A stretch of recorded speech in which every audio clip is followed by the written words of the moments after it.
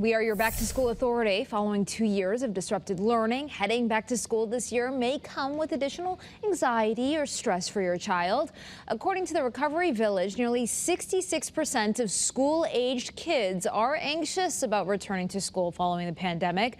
But there are ways to ease your child's worries. Joining us now with more is Liza Perkarski, a licensed mental health counselor from Retreat Behavioral Health. Liza, thank you so much for being here. Thank you for having me. Of course. So first off, for parents, what are the signs to look for to see if their kids are anxious or a little stressed out about the new school year?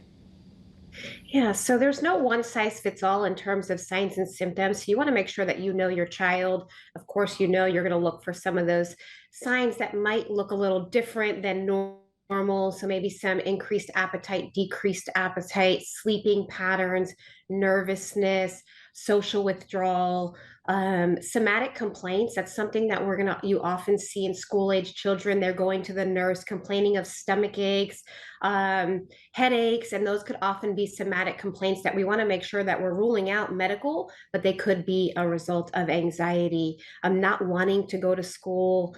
And then we know in children, anxiety can manifest and show up a little bit differently in adults. So increased irritability and aggression, you might start to see some of those symptoms as well.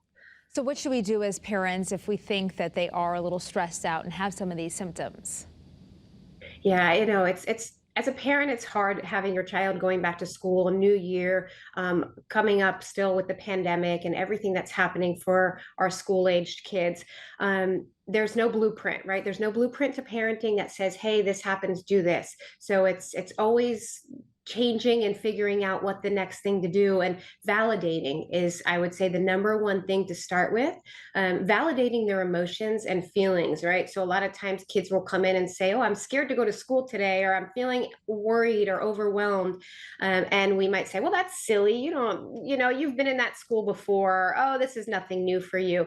We want to make sure that we're validating their thoughts and feelings, and operating with empathy as well, and having open communication with them. And as parents, how can you lead by example? How many days before school starts should you start talking with them about the start of school to try and minimize any stress they might have?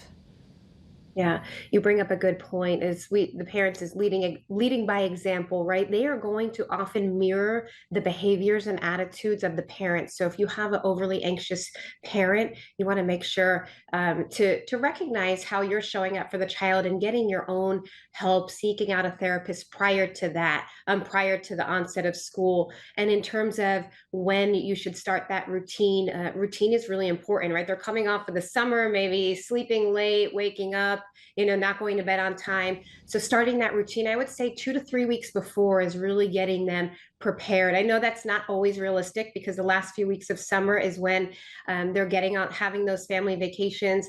So show yourself some grace, and it doesn't have to be perfect, but I would start creating some form of pattern surrounding the sleep, and preparing them, taking them school shopping, getting them excited for the upcoming school year.